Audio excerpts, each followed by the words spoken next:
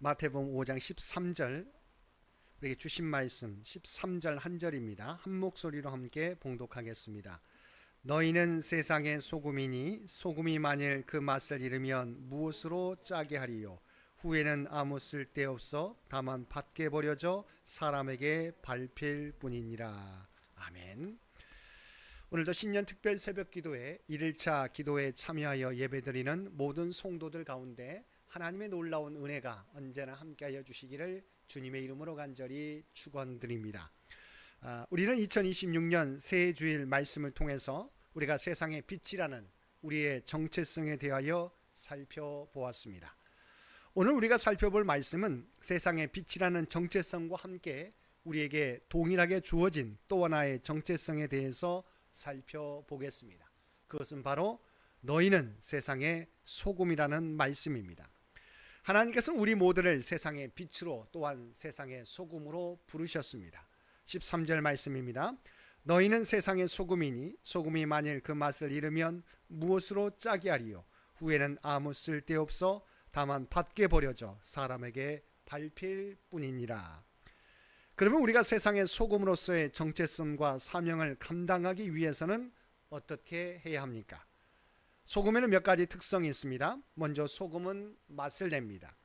모두가 알고 있듯이 소금 없는 음식을 어떻게 먹겠습니까? 성경에도 이런 말씀이 있습니다. 욥기 6장 6절에서 욥이 말합니다. 싱거운 것이 소금 없이 먹히겠느냐.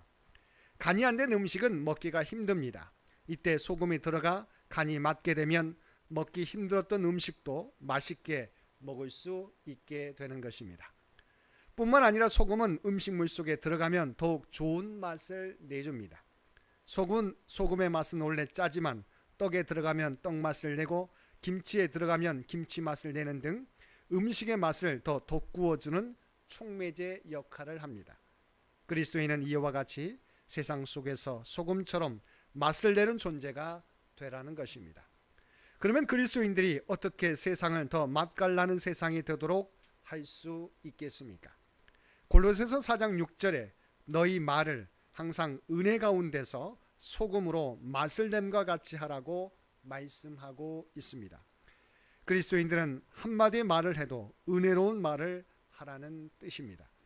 어떤 사람의 말을 들으면 기분이 좋습니다. 그리고 마음이 편안해집니다. 근데 어떤 사람의 말을 들으면 기분이 나빠지고 마음이 불편해집니다.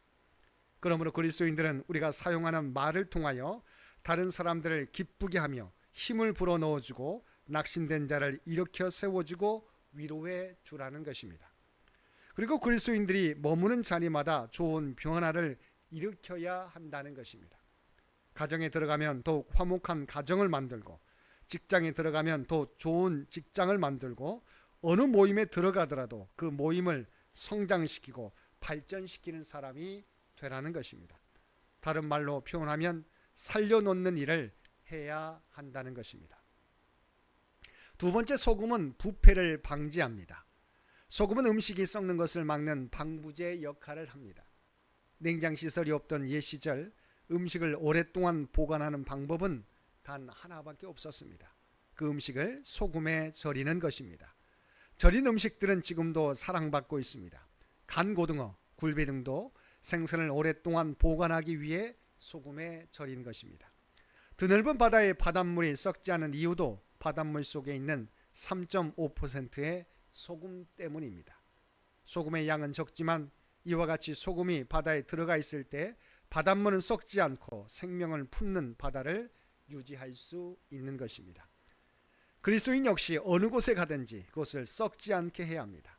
그러기 위해 무엇에든지 참되며 무엇에든지 경건하며 무엇에든지 오르며 무엇에든지 정결하며 무엇에든지 사랑받을 만하며 무엇에든지 칭찬받을 만한 모습으로 살아가야 합니다. 세 번째, 소금은 생명력을 제공합니다. 소금은 생명을 유지하는 데 반드시 필요한 무기질 중에 하나입니다. 우리의 혈액 속에도 염분이 0.9% 들어있어야 생리적으로 이상이 없게 된다는 것입니다. 만약 혈액 속의 염분이 0.8% 이하로 떨어지면 섭취한 음식물을 완전하게 소화, 흡수할 수 없고 피 속에 있는 각종 오염물질을 깨끗이 정화할 수 없게 되는 것입니다.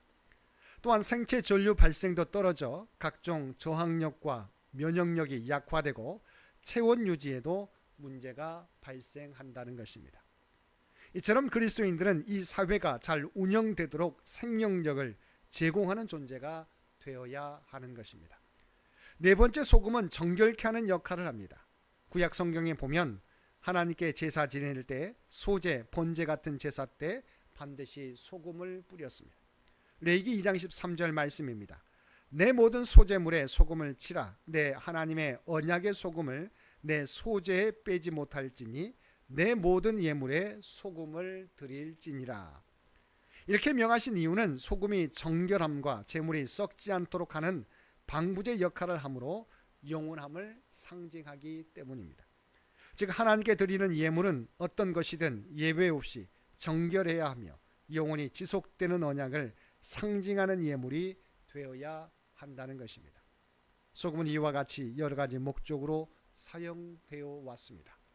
그리스도인들도 이 세상에서 이와 같은 소금의 역할을 감당해야 한다는 것입니다. 소금이 이런 역할들을 감당하기 위해서는 어떻게 해야 합니까? 소금이 녹아야 합니다.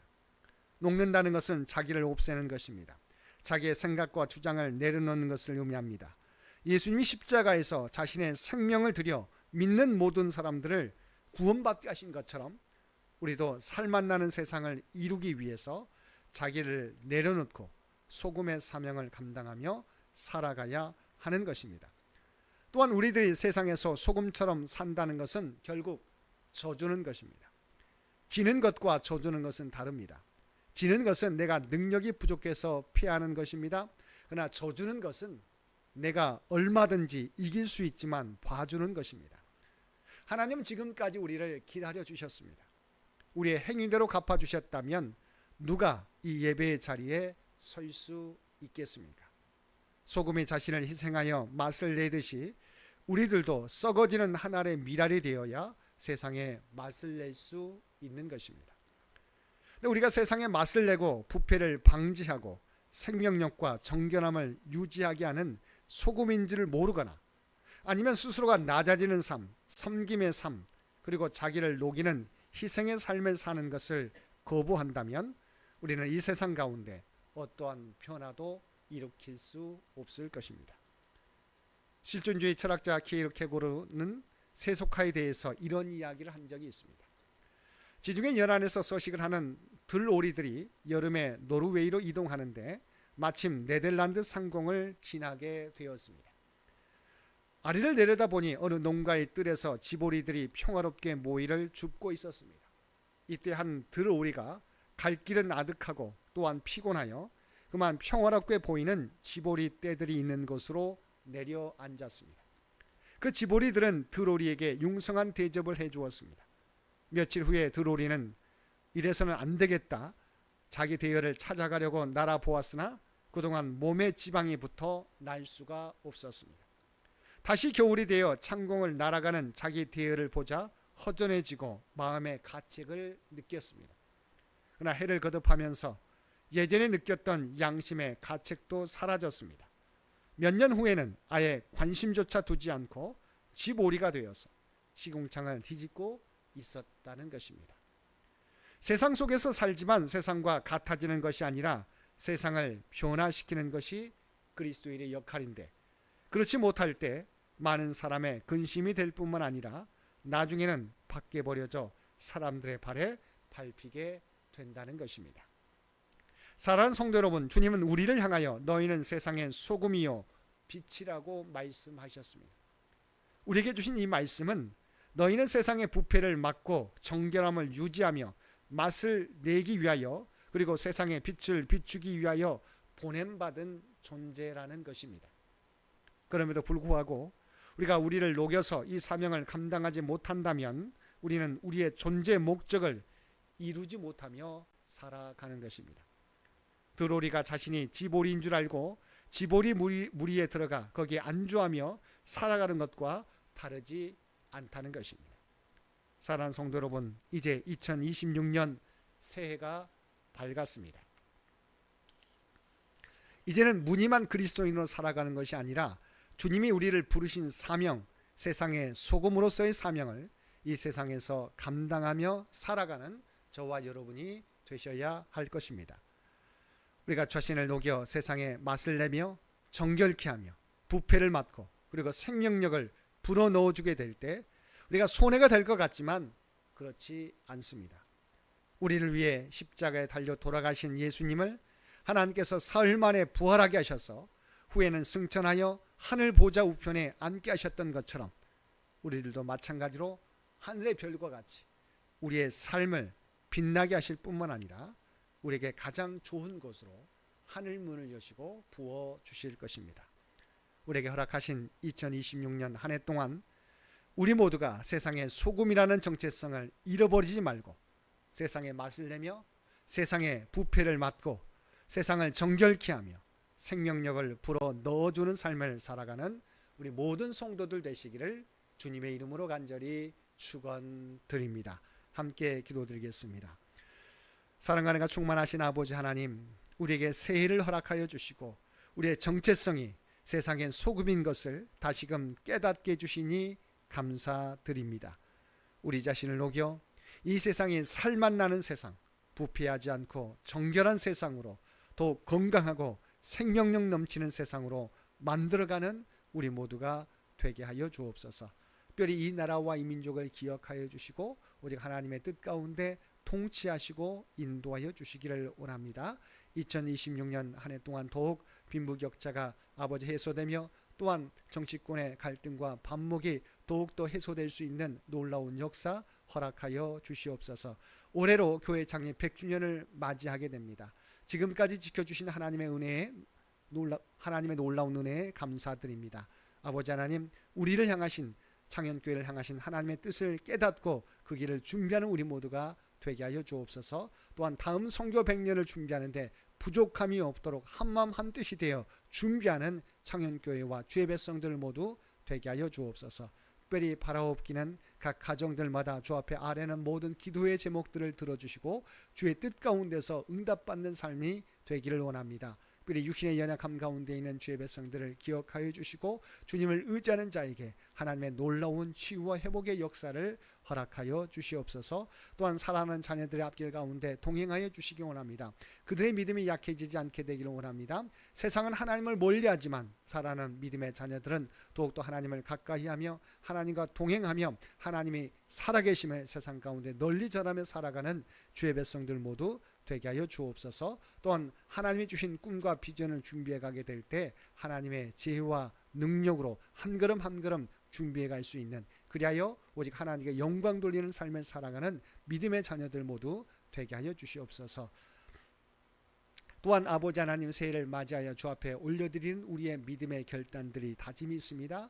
아버지 하나님, 시간이 가면 갈수록 더욱더 굳건해지게 도와주옵소서. 약해지지 않게 해 주옵소서. 성령께서 친히 우리 가운데 함께해 주시어서 우리의 모든 결단들이 온전히 마지막 때까지 계속될 수 있도록 더욱더 뜨거운 믿음으로 아버지 하나님 자라갈 수 있도록 께서 친히 역사하시고 인도하여 주옵소서. 오늘 또 우리에게 복된 하루를 허락해 주신 것 진심으로 감사드립니다. 우리가 이 땅에 하나님의 구원받은 백성, 구별된 백성, 세상의 소금과 빛이라고 하는 정체성을 잃어버리지 않게 하여 주시옵소서. 그리하여 오늘도 우리가 서 있는 삶의 자리에서 우리에게 맡겨주신 귀한 사명을 감당하며 살아가는 우리 모두가 되게 하여 주옵소서. 이 모든 간구 우리를 구원하여 주신 예수님의 이름으로 간절히 기도드리옵나이다. 아멘.